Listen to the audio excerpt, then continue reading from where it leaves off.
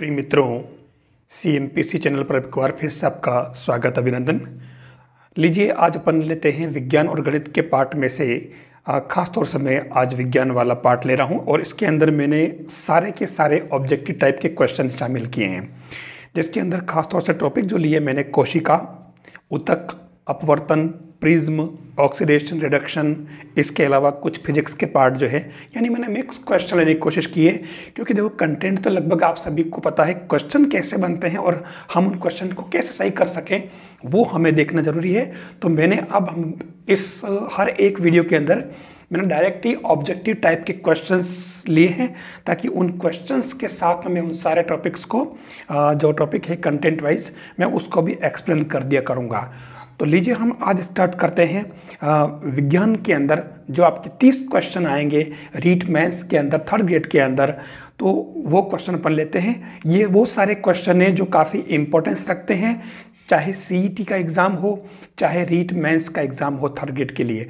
ठीक है, इसके अलावा भी जहाँ जहाँ ये टॉपिक जो सिलेबस में है उन सभी के लिए ये जो कंटेंट है बहुत सारे ने TGT साइंस केंद्रीय विद्यालय के लिए उसके लिए अंदर ही मांगा था, तो उसके अंदर भी ये सारी चीज़ें काफ़ी इंपॉर्टेंस रखती है। तो हम स्टार्ट करते हैं आज के मेन पैटर्न को, मेन क्वेश्चंस।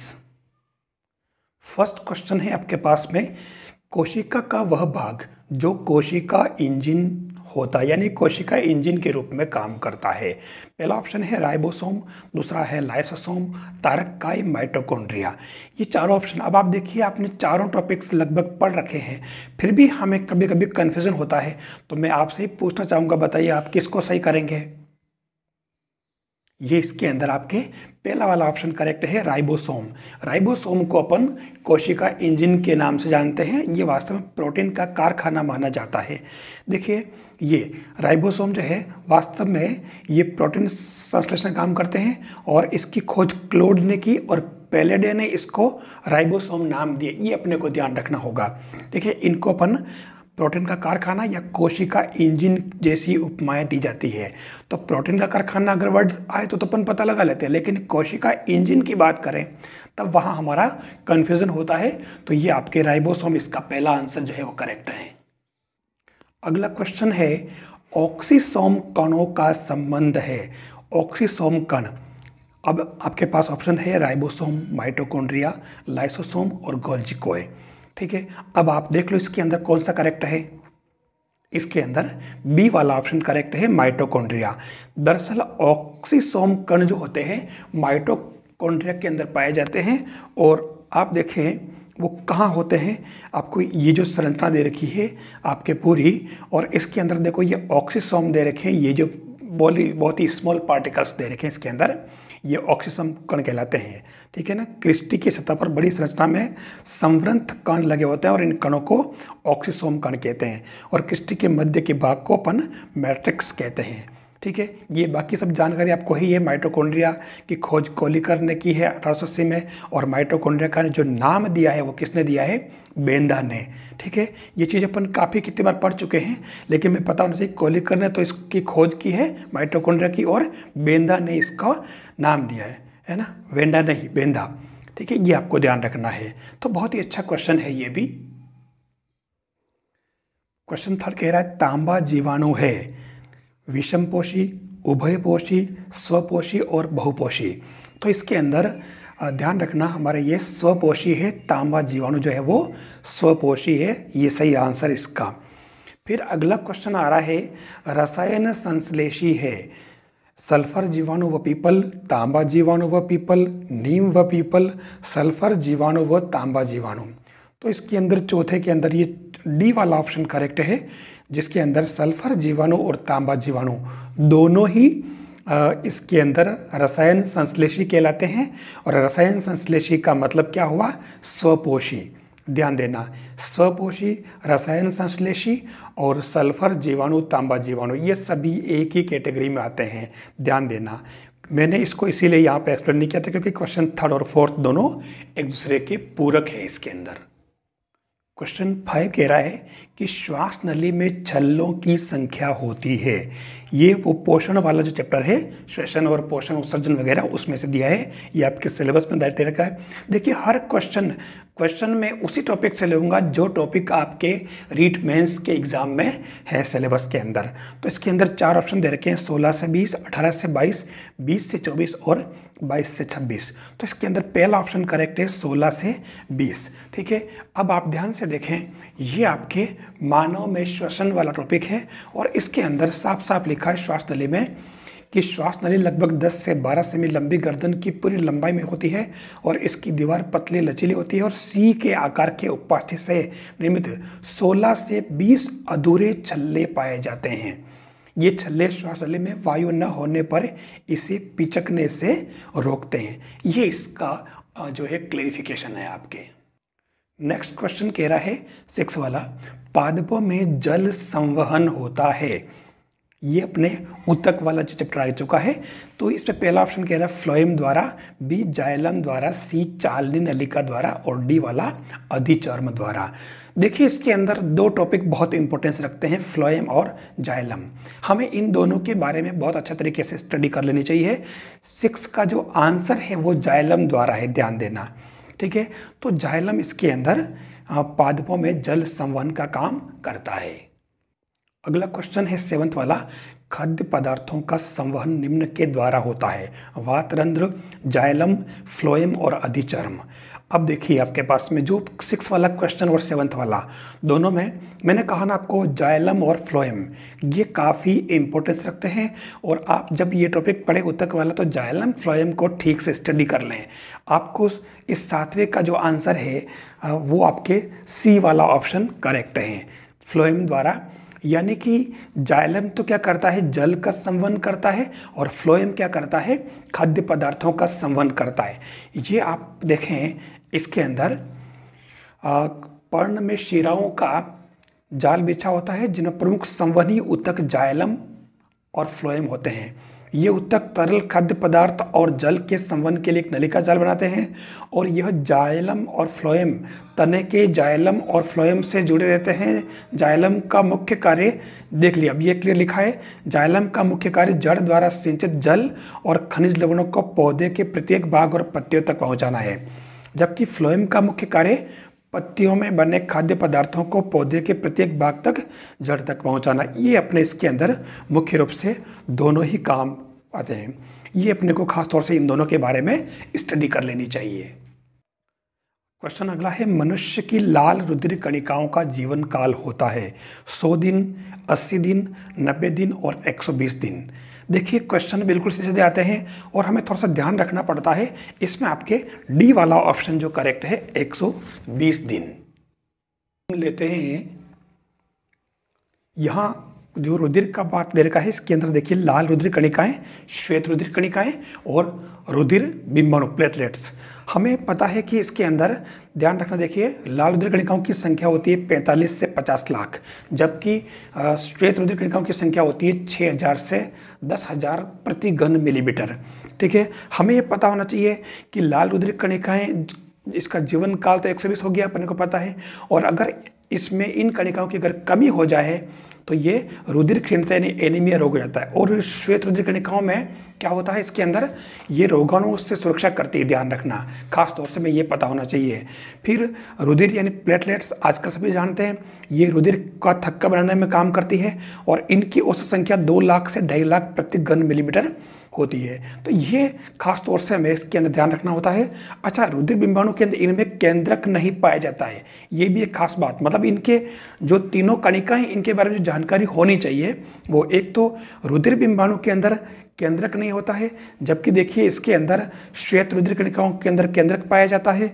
फिर दूसरी बात, यहाँ एक बात और बात थी कि लाल रुधिर कणिकाएं और श्वेत रुधिर कणिकाएं, श्वेत रुधिर कणिकाओं का आकार जो है वो लाल रुधिर कणिकाओं से बड़ा होता है। ये अपने को इसके अंदर ध्यान रखना होगा, सबसे खास बात इसके अंदर ये ध्यान रखने वाली बात है।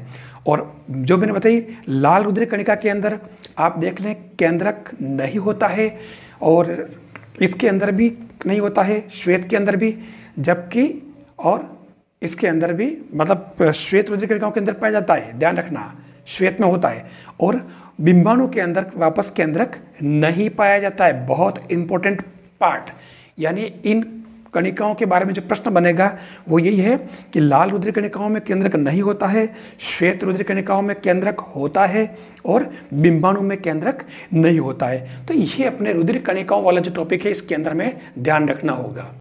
नेक्स्ट प्रश्न कह रहा है नवा वाला, किस अवस्था में बिंदु स्राव अधिक होता है अधिकतम, जबकि अधिक अवशोषण और कम उत्सर्जन हो, अधिक उत्सर्जन कम अवशोषण हो, और दोनों ही अधिक हो और दोनों ही सीमित मात्रा में हो। बहुत ही शानदार प्रश्न। सबसे पहली बात तो बिंदु स्राव का अर्थ में पता होना चाहिए। तो बिंदु स्राव का मतलब क्या होता है आप देख लें। गुटेशन है ना, वृक्ष के पर्णों से निकलने वाला जल, यही हमारा बिंदु स्राव है। ये कह रहे जैसे टमाटर है, नास्टेशियम है, दूब घास है आदि में पर्ण के किनारे या सिरों पर जल बूंदों के रूप में बाहर निकलता है और इस क्रिया को अपन क्या कहते हैं, गुटेशन या बिंदु स्राव। ध्यान देना। और खास तौर से इसमें जो क्या बातें हैं कि बिंदु स्राव अधिक अवशोषण और कम वाष्पोत्सर्जन की अवस्था में सबसे अधिक होता है। बस ये, यानी कि अधिक तो अवशोषण, ध्यान देना, ये अधिक अवशोषण और कम वाष्पोत्सर्जन, यानी ए वाला ऑप्शन इसके अंदर करेक्ट है। नेक्स्ट क्वेश्चन है, क्यूप्रिक आयन का क्यूप्रस आयन में बदलना किसका उदाहरण है। ऑक्सीकरण, अपचयन, अपघटन और विस्थापन। हमें पता है कि ये हमारे ऑक्सीकरण और अपचयन खास तौर से सिलेबस में है, हालांकि अपघटन विस्थापन अभिक्रियाएं भी है, लेकिन खास तौर से ये इन टॉपिक को ये इंपॉर्टेंस देता है। तो क्वेश्चन नंबर 10वां जो ध्यान से आप देखें, इसके अंदर ऑक्सीकरण, अपचयन, अपघटन, क्यूप्रिक आयन से क्यूप्रस आयन। हमें पहली बात तो ऑक्सीकरण और अपचयन के बारे में जानकारी होनी चाहिए। अगर पदार्थ ऑक्सीजन से संयोग करता है तो ऑक्सीकरण, ऋण विद्युत तत्व से संयोग करता है तो ऑक्सीकरण, हाइड्रोजन की कमी होती है तो ऑक्सीकरण, धन विद्युतीय तत्व की कमी होती है तो ऑक्सीकरण, और तत्व, परमाणु, अणु या आयन का इलेक्ट्रॉन अगर त्यागता है तो भी ऑक्सीकरण है, और जस्ट इससे अपोजिट चीजें होती है तो वो अपचयन होता है। ये हमें इसके अंदर ध्यान रखना होगा। तो ये देखिए आपके इसके अंदर दे रखा है, ये ऑक्सीकरण वाला टॉपिक है पूरा ऑक्सीकरण, और इसके अंदर ये Cu+ किसके अंदर बदला, इसने एक इलेक्ट्रॉन निकाल दिया है। ठीक है, तो ये Cu2+ यानी कि क्यूप्रस आयन में कन्वर्ट हो गया। क्षमा करें, यहाँ पर क्या है कि Cu+ से Cu2+ में, यानी ये क्यूप्रस से क्यूप्रिक के अंदर बदला है। ठीक है, हमारा क्वेश्चन जो है वो क्यूप्रिक से क्यूप्रस में बदलना है, तो ये हमारा बी वाला ऑप्शन होगा, अपचयन। ठीक, ऐसे ही क्वेश्चन 11 है, ऑक्सीकरण अभिक्रिया का उदाहरण है। अब ऑक्सीकरण अभिक्रिया के अंदर ध्यान से देखना, यहाँ इसने पहले वाले ऑप्शन में इलेक्ट्रॉन ग्रहण किया है, यहाँ पर भी आप देखो Mn2+ जो है पूरा 2 इलेक्ट्रॉन दे करके इसने इलेक्ट्रॉन का त्याग किया है, यहाँ पर इसने 1 इलेक्ट्रॉन और त्याग कर दिया, और यहाँ पर इसने जो है 3 इलेक्ट्रॉन एक तरह से त्याग किए हैं। तो आपके ये सी वाला ऑप्शन जो है वो करेक्ट होगा। इसके अंदर देखिए इसने 1 इलेक्ट्रॉन यानी Fe2+ का Fe3+ के अंदर ऑक्सीकरण हुआ है, तो सी वाला ऑप्शन इसके अंदर करेक्ट होगा। नेक्स्ट क्वेश्चन कह रहा है, सर्वप्रथम किसने प्रूव किया कि शुद्ध जल विद्युत का न्यून चालक यानी कि अल्प चालक है। जो शुद्ध है, जिसको अपन कहते हैं ना आशुद्ध जल, या है ना, तो वो शुद्ध जल जो कहता होता है वो न्यून चालक होता है जल विद्युत का। तो ये लुईस ने किया, आर्रेनियस ने किया, कैवेंडिश ने किया या बेकारिया ने किया। तो सही आंसर इसके अंदर बेकारिया है। बेकारिया ने ये प्रूव किया है कि शुद्ध जल जो है विद्युत का न्यून चालक होता है। नेक्स्ट क्वेश्चन है, देखिए अब फिर वही बात, क्वेश्चन 13वां, कांसा किसका मिश्र धातु है यानी मिश्र धातु है। हमारे पास हमने 2-3 मिश्र धातु पढ़ रखे हैं। तो पहला ऑप्शन कह रहा है CuSN, बी कह रहा है CuZn, और सी कह रहा है ZnSN, और डी कह रहा है कोबाल्ट Zn। तो अब कौन सा वाला ऑप्शन करेक्ट है। ठीक है, अब ऐसे क्वेश्चन तुरंत मिस्टेक करा देते हैं अपने को, तो हमें इनको अलग से याद ही कर लेना चाहिए। कांसा है ना, कांसा हमने एक तो पढ़ रखा है कांसा, और दूसरा अपन ने पीतल पढ़ रखा है खास तौर से। ठीक है, तो कांसे के लिए सही आंसर इसके अंदर आपके ये पहला वाला CuSN, ये आपके सही ऑप्शन है, इसके अंदर सही आंसर होगा। फिर आता है अगला क्वेश्चन, कौन सा तत्व तांबा नाशक के रूप में जाना जाता है। तांबा नाशक बहुत ही इंपॉर्टेंट प्रश्न है, यानी तांबे के गुण खो देता है। तो ये इसके अंदर आपके कार्बन है, सल्फर है, फास्फोरस या सिलिकॉन। तो ये इसके अंदर बी वाला ऑप्शन करेक्ट है। सल्फर के साथ अगर तांबे की रिएक्शन कराई जाए तो वह तांबा अपना सारे गुण खो देता है। ये हमें ध्यान रखना होगा। अब देखिए क्वेश्चन 15, लेटेक्स किसका बहुलक होता है? एथीन, टरथेलिक अम्ल, आइसोप्रीन और एडिपिक अम्ल। बहुत ही इंपॉर्टेंट प्रश्न। हम इसके अंदर कार्बन वाले पार्ट में आ गए हैं, जिसके अंदर हमने सारे वो नायलॉन वगैरह सब पढ़ रखे, इसके अंदर वो चीज़ें आ गई है। तो इसके अंदर ये सी वाला ऑप्शन करेक्ट है, आइसोप्रीन, है ना। रबर का जो क्षीर होता है ना, खासतौर से मलेशिया के अंदर होते हैं ये। तो आइसोप्रीन जो है इसका लेटेक्स जो है इसका बहुलक होता है, यानी कि जिससे रबर बनते हैं, अपने को पता है ये मैं बताना चाहूँगा कि देखिए प्राकृतिक रबर एक वृक्ष के द्रव से मिलता है और रबर क्षीर या लेटेक्स कहते हैं इसको। प्राकृतिक रबर आइसोप्रीन का बहुलक होता है और ये आपके isoprene NCH2 double bond CH C double bond CH2 CH3 ये आइसोप्रीन है और इसका बहुलक है हमारे पास रबर, है ना। अगर एक बात और ध्यान रखें, लेटेक्स में एसिटिक अम्ल मिला दें तो ये ठोस में बदल जाता है और इस प्रकार प्राप्त रबर से परिष्कृत उत्पाद नहीं बनाए जा सकते हैं, क्योंकि यह अत्यंत प्रत्यास्थ होता है और इसकी तनन सामर्थ्य भी कम होती है। एक और बात कि इसकी गुणवत्ता बढ़ाने और तनन सामर्थ्य को सुदृढ़ करने के लिए सल्फर मिलाकर गर्म करते हैं और इसी क्रिया को वल्कनीकरण कहते हैं। यानी यहाँ पर कितने प्रश्न बन रहे हैं? एक तो आइसोप्रीन किसका, मतलब जो रबर है वो, या लेटेक्स किसका बहुलक है? आइसोप्रीन का। दूसरी बात, इस लेटेक्स को अगर हमें ठोस में बदलना है तो हम उसके अंदर क्या मिलाएंगे? एसिटिक अम्ल। तीसरा प्रश्न कि अगर उसकी तनन सामर्थ्य और गुणवत्ता बढ़ानी है, या यूं कहें कि वल्कनीकरण की क्रिया के अंदर हम लेटेक्स के अंदर क्या मिला करके गर्म करते हैं, यानी कि सल्फर। ये 3 प्रश्न यहाँ से बनते हैं, आप इसको बिल्कुल हल्के में नहीं लें। फिर अगला प्रश्न है, पेरिस्कोप, प्रकाशमापी आदि किस सिद्धांत पर कार्य करते हैं? पहला है परावर्तन, अपवर्तन, विक्षेपण और पूर्ण आंतरिक परावर्तन। तो देखिए इसके अंदर सबसे इंपॉर्टेंट पार्ट, सोलवे का सही आंसर जो है वो डी है, पूर्ण आंतरिक परावर्तन। अच्छा, पूर्ण आंतरिक परावर्तन में क्या होता है? सीधी सीधी बात कहें तो इससे जब किसी सोर्स से कोई लाइट या अपन जो किसी पर अगर आपतित करें तो एक लंबी दूरी तक उसके अंदर क्षय नहीं होता, उसकी इंटेंसिटी लगभग वही रहती है जितनी की जहाँ से वो निकली थी। तो ये इसके अंदर सबसे खास बात है आपके लिए, ये आपके पूर्ण आंतरिक परावर्तन, टोटल इंटरनल रिफ्लेक्शन, इसका कॉन्सेप्ट है। आपके पास 3 डायग्राम दे रखे हैं, देखिए कि एक तो ये खास तौर से सघन माध्यम से विरल माध्यम में होता है, ये खास याद रखना। पानी ले रखा है इधर और इधर हवा ले रखी है, ठीक है। तो सघन से विरल माध्यम में जब प्रकाश किरण जाती है तभी पूर्ण आंतरिक परावर्तन होता है, ये इसके अंदर सबसे खास बात है, ठीक है।